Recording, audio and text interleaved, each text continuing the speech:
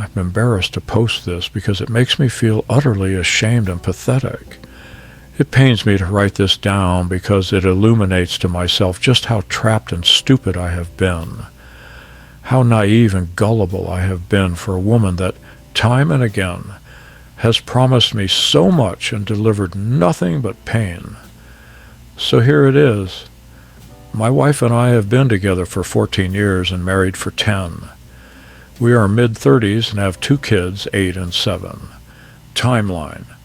Got together mid-2011. Late 2011, she flirted, met up, and walked home from work with another guy. We discussed. She said she deleted him as a contact. We carried on. Early mid-2012. She didn't delete him and was still texting, taking calls from the same guy. This really was the last time I heard from him after this. Appears she knew I was serious. Early 2013, she sexts and sends nudes to multiple guys online, including an old fling who lives in another country now. Mid-2014, she goes out for work drinks and stays over at a guy's house. She could not remember if they had sex or not, as she was drunk. I'm quite certain they did, as she alluded to it being possible recently. Late 2015, married now. She sexts a couple of guys, meets up with one, gives him a partial HJ before leaving his house. Early 2016, she goes out with friends, gets drunk, and hooks up with an old fling. Each time, for reasons I cannot even recall, we reconcile, and I try to make things better, stronger, more stable, better job, better house, better living circumstances, better communication and openness. We went straight from all this misery to having kids, so I was expected to support my wife without processing or dealing with any of what had occurred prior. So time just slipped away, like it does, and the longer it goes on, the less justified I feel in being angry anymore.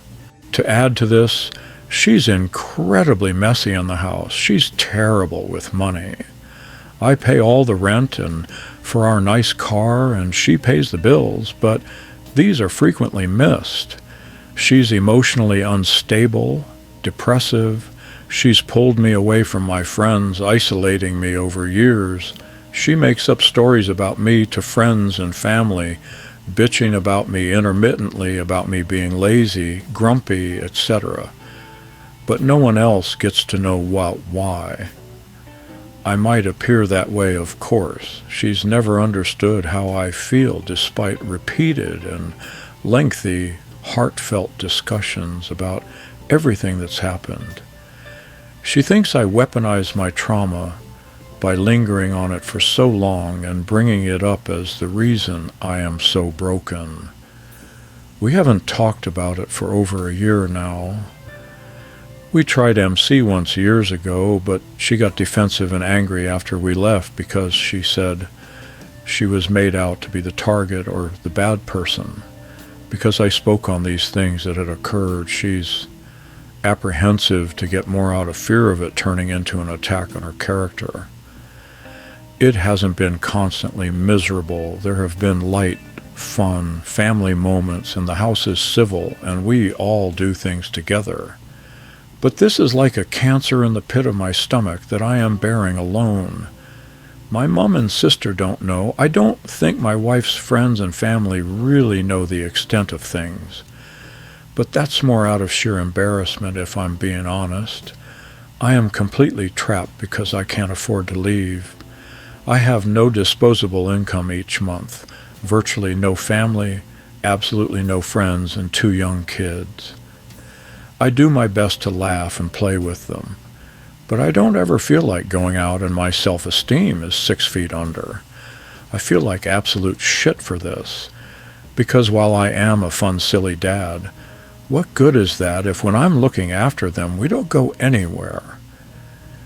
This has been noticed by wife and her family, but my wife doesn't appear to be very understanding on that. I'm not an outwardly spineless or meek man. I can verbally go to war on things if necessary. But when it comes to taking action, I'm like a deer in headlights, frozen in place each and every time. How can I possibly finalize the decision to leave when I've got nowhere to go? This makes me feel completely spineless. I think it's been so long I've lost sight of what actual love really is. I don't know what it's like to feel confident or desired anymore. I don't know what it's like to feel an impassioned bond with another person. Inside, I'm just a burnt-out husk operating on autopilot to eat, go to work, sit, bed, repeat. Like the pilot light in an old boiler barely flickering away. I genuinely don't know if I could ever be vulnerable with someone ever again. I've become hard. I'm not suicidal, but I find myself just wanting this all to be over with. Life, I mean. It's been so long I think this issue has become as much my fault for staying as it was hers for cheating now. I don't know what else I can say. Just don't be like me, I guess. Sometimes I find myself staring at old photographs, us younger, smiling, before the kids, before the string of betrayals that became the soundtrack to our marriage. I look for the man I used to be in those pictures. He seems happy, confident. I don't recognize him anymore. Did he ever really exist? Or was he just another lie I told myself? I watch her with the kids. She can be a good mother in moments. She laughs, and for a second, the house feels normal. But then I see it, the phone in her hand angled away from me, the quick, nervous glance in my direction, and the cancer in my stomach twists again. It's not just the past that haunts me, it's the present. It's the constant, quiet vigilance. The knowledge that the peace is temporary, a fragile mask that can be broken by a single notification. What do I tell my son when he asks me why I look so tired? How do I explain to my daughter what a healthy relationship looks like when all she sees is this hollowed-out version of a marriage? I stay for them, I tell myself. I endure this for them. But am I saving them from a broken home, or am I just teaching them that love is supposed to feel like this, like a slow, quiet death? I wonder if she ever thinks about it, about the promises, about the man she destroyed. Or am I just a fixture in the house now, a roommate who pays the rent? The pilot light is flickering, yes. And some nights when the house is finally quiet, I wonder, what happens when it finally goes out?